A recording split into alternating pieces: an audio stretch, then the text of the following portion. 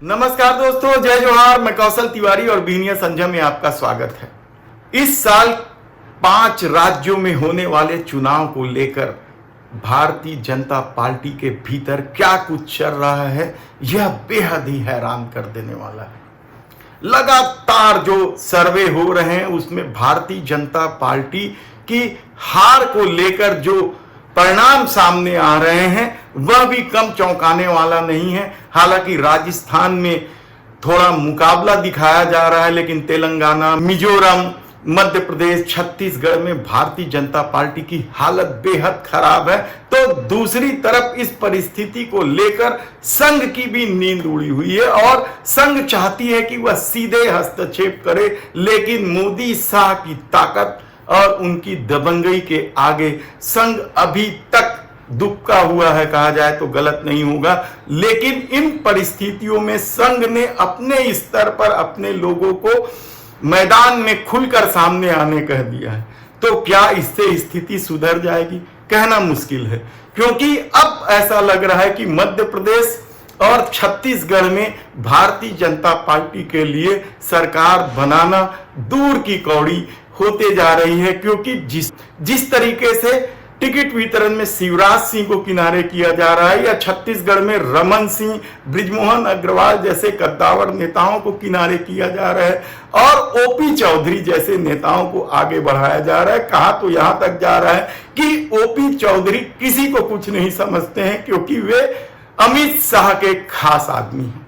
और शायद यही वजह है कि भारतीय जनता पार्टी छत्तीसगढ़ में जहां इस तरह की गुटबाजी से परेशान है, तो दूसरी तरफ मध्य प्रदेश में भी शिवराज, तोमर, कई नाम हैं, वहां भी बेहद गुटबाजी है और इसे संभाल पाने में अब तक अमित शाह और नरेंद्र मोदी असफल रहे हैं, कहा जाए तो गलत नहीं होगा। दूसरी तरफ राजस्थान में जिस तरीके से वसुंधरा राजे सिंधिया ने तलवार बाहर निकाल ली है, वह भी कम चौंकाने वाला नहीं। और लोगों का तो यहां तक दावा है कि वे आर पार की लड़ाई के मूड में आ गए। ऐसी परिस्थितियां जब हैं तो क्या होगा जब इन 5 राज्यों के चुनाव परिणाम होगा? क्योंकि बगावत के बिगुल तो धीरे धीरे फूंके जाने लगे हैं या होठों तक लगाए जा चुके हैं, कहा जाए तो गलत नहीं होगा। राजस्थान में वसुंधरा राजे सिंधिया है, तो उत्तर प्रदेश में वन गांधी, मेनका गांधी और भी कई नाम हैं जो बगावती तेवर पर दिखाई दे रहे हैं। उत्तर से लेकर दक्षिण, पूरब से लेकर पश्चिम तक भारतीय जनता पार्टी के स्थानीय छत्र मोदी और शाह को लेकर जिस तरीके से नाराज हैं, वह आने वाले दिनों में क्या विस्फोटक रूप लेगा? यकीनन यदि इन 5 राज्यों के चुनाव परिणाम मोदी शाह के अनुकूल नहीं आए, तो यकीन मानिए कि दिसंबर में कुछ बड़ा खेल होगा और इस खेल में आरएसएस भी शामिल है। नितिन गडकरी, खुद उत्तर प्रदेश के मुख्यमंत्री योगी आदित्यनाथ, यानी आप फेहरिस्त देखेंगे तो हैरान हो जाएंगे कि किस तरीके से भारतीय जनता पार्टी के भीतर ही भीतर चिंगारी सुलगने लगी है और इसे संभाल पाने में मोदी शाह बुरी तरीके से फेर रहे हैं।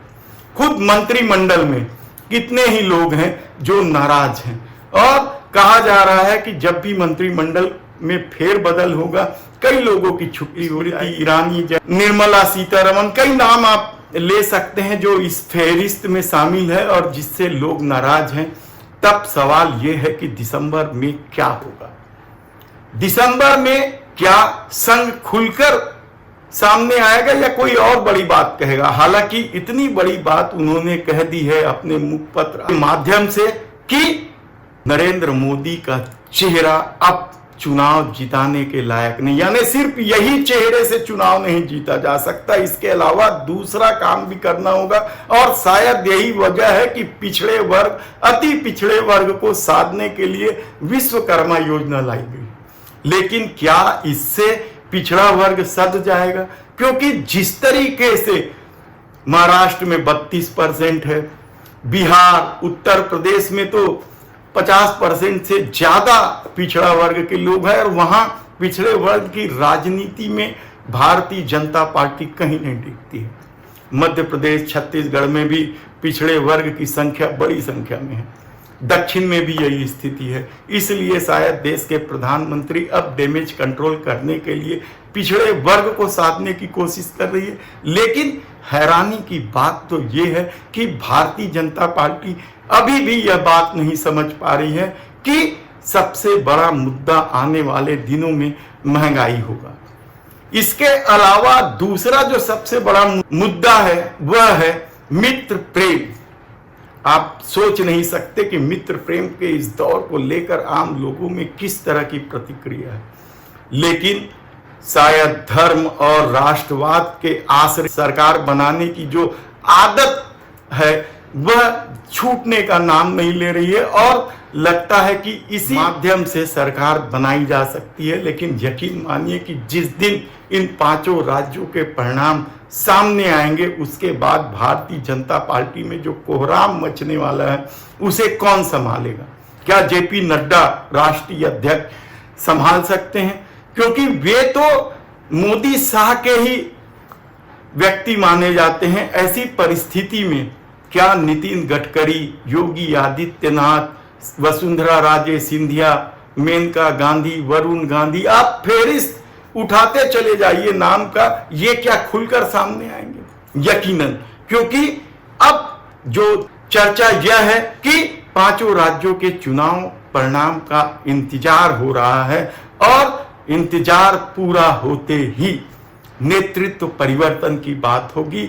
ऐसी परिस्थिति कैसे बन रही है, क्यों बन रही है, यह हम आपको विस्तार से बताते रहेंगे। लेकिन जिस तरीके से मुंबई में अब इंडिया का विपक्षी दलों का गठबंधन है, उनका सम्मेलन है, उस सम्मेलन में उद्धव ठाकरे को जिम्मेदारी दी गई है। हम आपको बताएंगे कि उद्धव ठाकरे को जिम्मेदारी क्यों दी गई है और इससे भारतीय जनता पार्टी और संघ क्यों तिलमिलाई हुई है। धन्यवाद।